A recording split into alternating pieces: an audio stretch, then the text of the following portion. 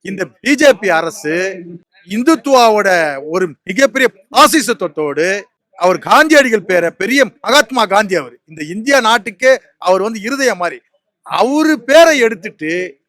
ஒரு சமஸ்கிருதம் பேரையும் காவி பேரையும் இவர் மதவெறிய தூண்டுற மாதிரி இந்த பேரை வைக்கிறது ஒரு பெரிய ஒரு தேசிய தியாகி அவரை அவமானப்படுத்துறது ஏற்கனவே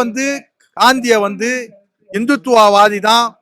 கோட்சே தான் படுகொலை செஞ்சான் மீண்டும் ஒரு படுகொலையாவே நான் இதை பாக்குறேன் நான் இந்த பேரை எடுக்கிறது காந்தியடிகளை மீண்டும் ஒரு படுகொலை செய்வதாக தான் நான் பார்க்கிறேன் மோடி அரசாங்கம் மக்கள் விரோத செயல்களை தொடர்ந்து செய்து கொண்டிருக்கிறது மகாத்மா காந்தியின் ஊரக வேலை வாய்ப்பு திட்டம் ஏழை எளிய மக்களுக்கு சேர வேண்டிய தொகை நேரடியாக போய் சேருவதற்காக பஞ்சாயத்து ராஜ் திட்டம் மூலியமா ராஜீவ் காந்தி கொண்டு வந்த இந்த திட்டம் அந்த திட்டத்தை நாங்க காங்கிரஸ் பீரியட்ல போட்ட அமௌண்ட்டையே குறைச்சி